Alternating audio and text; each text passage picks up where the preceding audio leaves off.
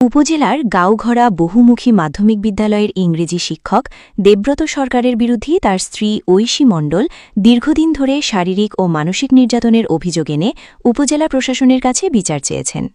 ঐশী মণ্ডল উপজেলা নির্বাহী কর্মকর্তা ও উপজেলা নারী ও শিশু নির্যাতন প্রতিরোধ সেলের সভাপতি বরাবর দাখিলখানা লিখিত অভিযোগে উল্লেখ করেন ২০২৪ সালের ১৯ জুন সামাজিকভাবে তাদের বিয়ে হয়। বিয়ের পর থেকেই স্বামী দেবব্রত সরকার বিভিন্ন অজুহাতে তাকে শারীরিক ও মানসিকভাবে নির্যাতন করে আসছেন। প্রতিনিয়ত অপমান, ভয়ভীতি ও মানসিক চাপের মধ্যে রেখে তার স্বাভাবিক জীবন দুর্বিষহ করে তোলা হয়েছে বলেও অভিযোগে দাবি করা হয়েছে। সে সবসময় মানসিক শারীরিকভাবে আমার টর্চার করে। সে যখন স্কুল থেকে বাসায় ফেরে আমি তাকে স্বামী হিসেবে যদি জড়ায় ধরি, ভালো দুটো কথা বলি, সে আমার কথাগুলো কখনো শুনতে চায় না, যে আমি কি কথাগুলো বলতেছি, আমার ছোট ছোট আবদারগুলো সে কখনো মিটায় না। লিখিত অভিযোগে আরও বলা হয়, নির্যাতনের মাত্রা এক পর্যায়ে এতটাই বেড়ে যায় যে তিনি মানসিকভাবে ভেঙে পড়েন। এমনকি তাকে একটি ঘরে আটকে রাখার ঘটনাও ঘটেছে বলে অভিযোগে উল্লেখ রয়েছে। সবসময় বলবে আমার মাথায় সমস্যা, আমার এই সমস্যা সেই সমস্যা করে আমাকে সবসময় উত্তেজিত করবে। উত্তেজিত করে আমার সেই রেকর্ডগুলো করে সবাইকে দেখায় যে আমি ভালো না। পরে স্বজনদের সহযোগিতায় তিনি বাবার বাড়িতে ফিরে আসেন এবং আইনের আশ্রয় নেন।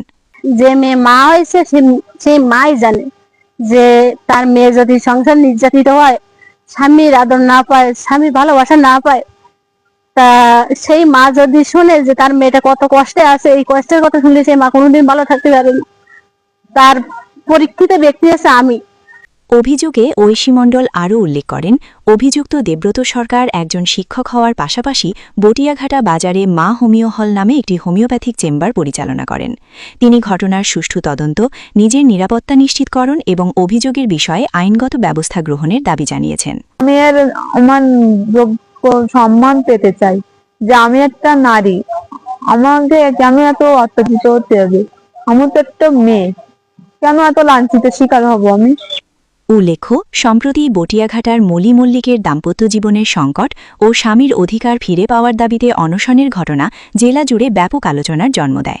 সেই ঘটনার আলোচনার মধ্যেই আবারও এক গৃহবধূর নির্যাতনের অভিযোগ সামনে আসায় বটিয়াঘাটায় নারীর নিরাপত্তা, পারিবারিক সহিংসতা এবং ভুক্তভোগীদের ন্যায়বিচার নিয়ে নতুন করে প্রশ্ন উঠেছে। চাই যে এই সমাজে অন্তত এত অবহেলিত ভাবে কোনো মেয়ে কোনো স্বামীর সংসার করে না, আর এইভাবে নির্যাতিত হয় না। তাই এই সমাজে যদি কোনো আইন, কোনো নিয়ম থাকে, তার যেন পরিমিত ব্যবস্থা যেন সে পায়। এই ঘটনায় এলাকায় ব্যাপক আলোচনা সমালোচনার সৃষ্টি হয়েছে। স্থানীয়দের দাবি, একজন শিক্ষকের বিরুদ্ধে যেহেতু গুরুতর অভিযোগ উঠেছে, তাই বিষয়টি নিরপেক্ষ ও স্বচ্ছ তদন্তের মাধ্যমে প্রকৃত সত্য উদ্ঘাটন করা হোক। অভিযোগের সত্যতা প্রমাণিত হলে দায়ীদের বিরুদ্ধে আইন অনুযায়ী কঠোর ব্যবস্থা নেওয়ারও দাবি জানিয়েছেন তারা। তবে এই বিষয়ে অভিযুক্ত শিক্ষক দেবব্রত সরকারের বক্তব্য তাৎক্ষণিকভাবে পাওয়া যায়নি। তার বক্তব্য পাওয়া গেলে তা গুরুত্ব সহকারে প্রকাশ করা হবে।